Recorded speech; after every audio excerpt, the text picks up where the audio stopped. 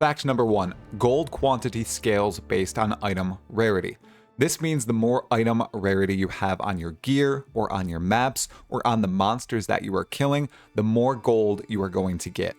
GGG removed quantity scaling with this update, and it would, make sense that item quantity would scale with gold quantity if it continued to exist in the game, but it really doesn't on gear especially. So instead of using that vector to increase the amount of gold that you are getting, you can use item rarity to do so. So that means running the maps with the highest possible item rarity. That means increasing the explicit modifier magnitudes on those maps. It means running items like those shown on screen right now that increase item rarity and the like. The more item rarity you seem to have, the more gold you are going to get. Big credit to Captain Lance, who seemed to be the one that initially broke this idea on YouTube. You can check out his original video on the topic in the description below. Fact number 2, gold can replace basically all item drops. So when Grinding Gear Games added gold to PoE with this expansion, they replaced lots of other drops that used to be items with gold. And that can also go for items that are supposed to drop with a 100% chance in maps. Is this a good thing? Is this a bad thing? People still don't quite know. We don't know how this scales. For example, what if an apothecary was supposed to drop? Is that meaning that you're going to get a massive stack of gold, or are you just going to get a random stack of gold compared to, say, a Rain of Chaos dropping instead? This isn't known yet, we're still working on it, but we do know that gold is replacing normal item drops, and that might also be why maps feel a little bit scarcer compared to before, because now you're getting gold that's instantly picked up, whereas before it would be a ton of items sitting on the ground that you would have to be walking over or manually picking up. I would like to stress here, of the 7 facts, this is the most experimental and theoretical right now. We don't know exactly how gold is converted from various items and which exact items convert, but we do know items and equipment drops are being converted to gold. Fact number 3, you cannot find gold in the Forbidden Sanctum.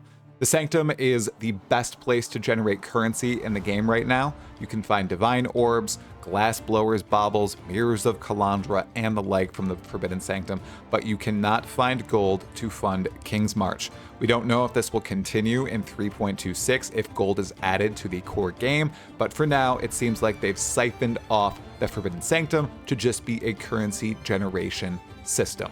Fact number 4, the best place currently to get gold is tier 17 maps. The second best is tier 16s. So of course, T17s being the pinnacle content in the game, they are the best way to get gold. Right behind that rare boss that spawns, I believe his name is the Black Knight. He drops tens of thousands of gold as well, but he spawns very rarely and there's no way to force him. So in T17s, that's your next best bet. If you are using item rarity as described before, wearing item rarity gear, making sure you're getting the best modifiers for item rarity, you can get upwards of 80,000, maybe even 100,000 plus gold in a single T17 map, running it in between 3 and 5 minutes. That is a massive amount of gold generation. Now in T16s, you're not going to get that amount, but you are going to get substantially more than other maps and other areas in the game. We'll talk about it momentarily, but some league mechanics are far worse than others. Of course, Sanctum is the worst, as we just said, no gold. Heist also isn't great. Delve isn't great. Maybe it's better as you get deeper, but right now it's not in a good place. Fact number 5, the final tier of mining gives you gold based on how much you are mining from each node. This is something that if you're struggling with gold, you will want to rush to upgrade and get to that final tier of mining. I believe it is tier 10 or 11. It's escaping my mind right now. Apologies, everyone. It's 10 or 11.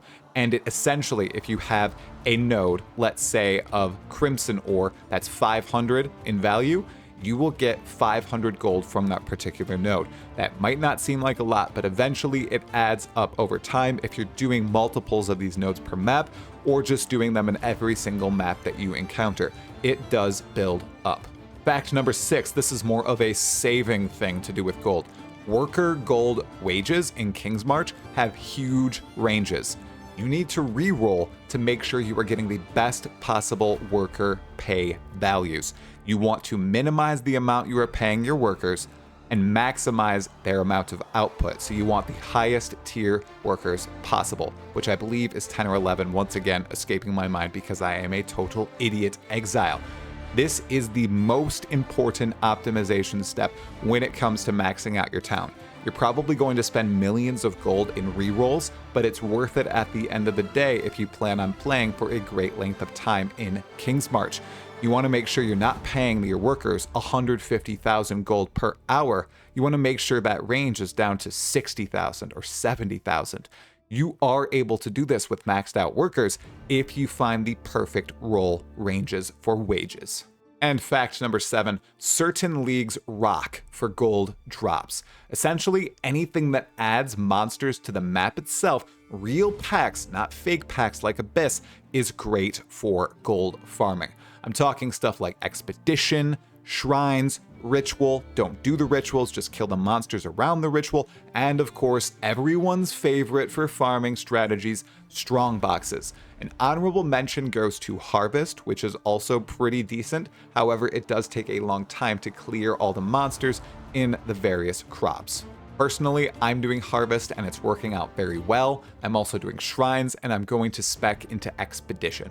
I'm sure there will be more to come based on everything that we found out in the past week in PoE 3.25 Settlers of Kalguur when it comes to gold, and of course, if it's added to the core game in 3.26, all of this is subject to change. If you enjoy these styles of videos, these very quick tip-centric videos, and you want me to do more of them, make sure to hit the like button and to subscribe to Talkative Try for more Path of Exile 1 and Path of Exile 2 content.